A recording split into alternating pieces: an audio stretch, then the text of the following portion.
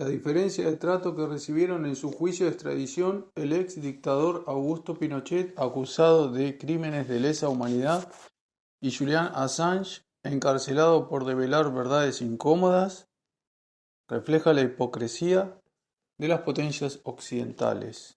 Historia de una persecución política.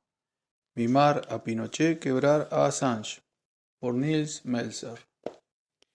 Como relator especial sobre la tortura, he recibido el mandato del Consejo de Derechos Humanos de las Naciones Unidas de velar por el respeto de la prohibición de la tortura y los malos tratos en el mundo, examinar los alegatos de violación de esta prohibición y transmitir preguntas y recomendaciones a los estados implicados con la finalidad de esclarecer los casos individuales. Al investigar sobre el caso de Julian Assange, encontré pruebas irrefutables de persecución política y de arbitrariedad judicial, así como de torturas y de malos tratos deliberados. No obstante, los estados responsables se negaron a cooperar conmigo para emprender las medidas de investigación requeridas por el derecho internacional. El caso Assange es la historia de un hombre perseguido y maltratado por haber revelado los sórdidos secretos de los poderosos, particularmente los crímenes de guerra, la tortura y la corrupción. Es la historia de una arbitrariedad judicial deliberada en democracias occidentales que, no obstante, insisten en presentarse como ejemplares en materia de derechos humanos. Es asimismo la historia de una deliberada conspiración de los servicios de inteligencia a espalda de los parlamentos nacionales y de la opinión pública. Es, por último, la historia de reportajes manipulados y manipuladores en los grandes medios de comunicación con el objetivo de aislar, satanizar y deliberadamente destruir a un individuo en particular. Silencio en aislamiento. En una democracia regida por el Estado de Derecho, todo el mundo es igual ante la ley. En esencia, esto significa que los casos comparables deben ser tratados de la misma manera. Como Julian Assange hoy, Gran Bretaña también puso al ex dictador Augusto Pinochet bajo detención con extradición pendiente del 16 de octubre de 1998 al 2 de marzo del 2000. España, Suiza, Francia y Bélgica querían llevarlo a juicio por tortura y crímenes contra la humanidad. Como Assange, en la actualidad, Pinochet en ese entonces se describía como el único preso político de Gran Bretaña. Sin embargo, contrariamente a Assange, Pinochet no estaba acusado de haber obtenido y publicado pruebas de tortura, asesinatos y corrupción, sino de haber efectivamente cometido, ordenado y consentido tales crímenes.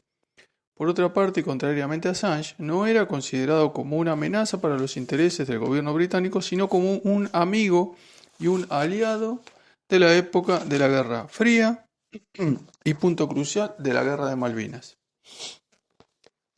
Así, cuando un tribunal británico osó aplicar la ley y levantar la inmunidad diplomática de Pinochet, esta decisión fue inmediatamente anulada. La razón esgrimida fue la posible parcialidad de uno de los jueces. Aparentemente, en un momento determinado, había sido voluntario en una colecta de fondos de la Organización Local de Defensa de los Derechos Humanos, Amnesty International, que era codemandante en este caso.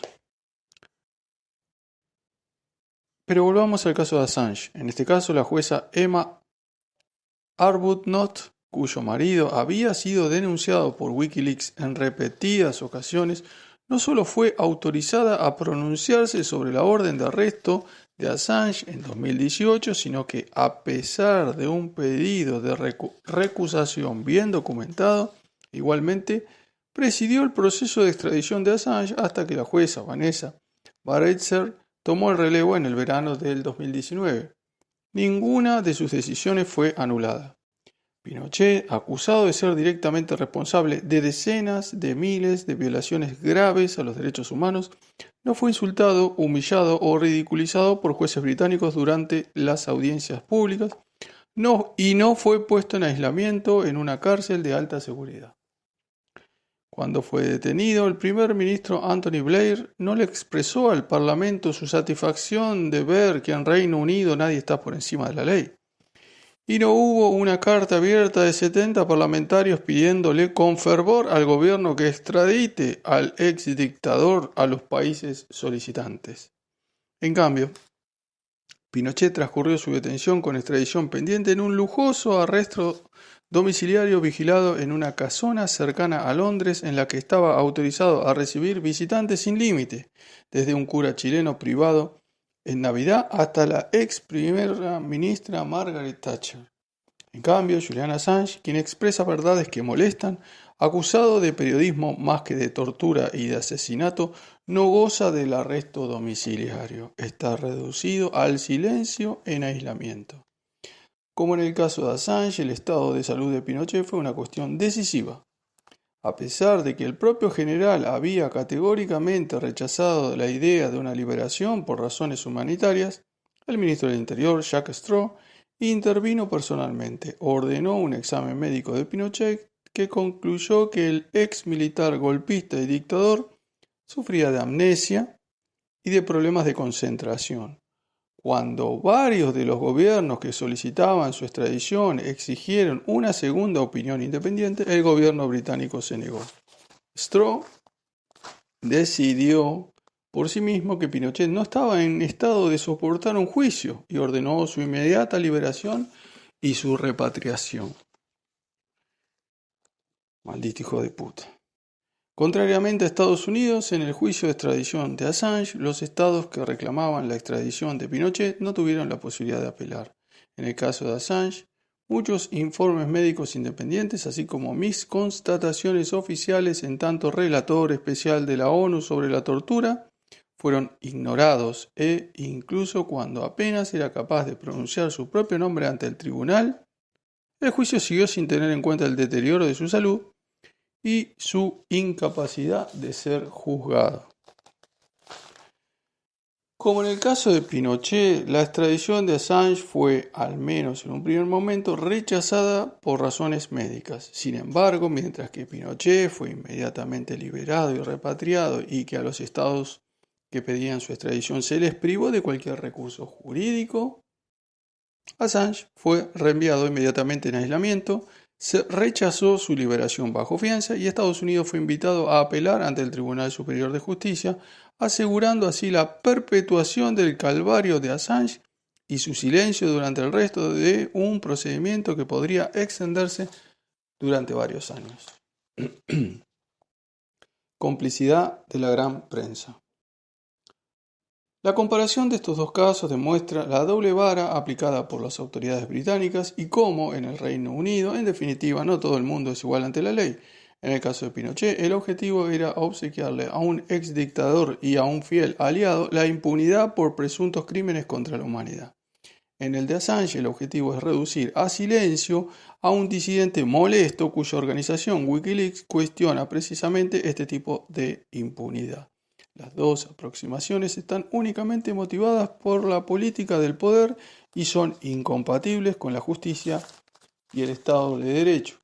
Los grandes medios gráficos en Estados Unidos, en el Reino Unido y en Australia parecen no haber comprendido todavía el peligro existencial que el juicio a Julian Assange representa para la libertad de prensa, el respeto de los procedimientos, la democracia y el Estado de Derecho. La dolorosa verdad es que bastaría con que las principales organizaciones mediáticas de la angloesfera así lo decían para que la persecución de Assange cese de inmediato.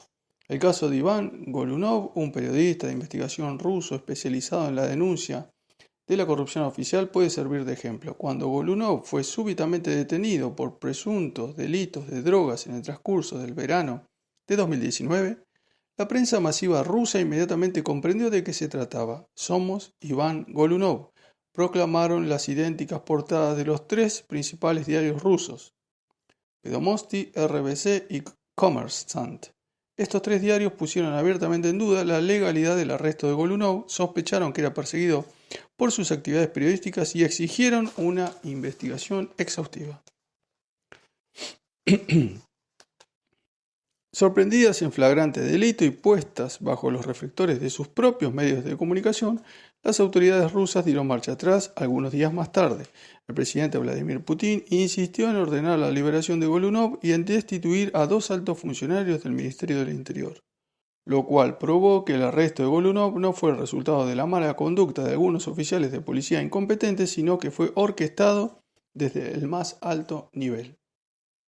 No hay dudas de que una acción de solidaridad comparable llevada a cabo conjuntamente por The Guardian, la BBC, The New York Times y The Washington Post pondría inmediatamente fin a la persecución contra Julian Assange, porque si hay algo que los gobiernos temen es el foco de los reflectores mediáticos y el examen crítico de la prensa. Lo que sucede en los grandes medios de comunicación británicos, estadounidenses y australianos llega demasiado débil y demasiado tarde.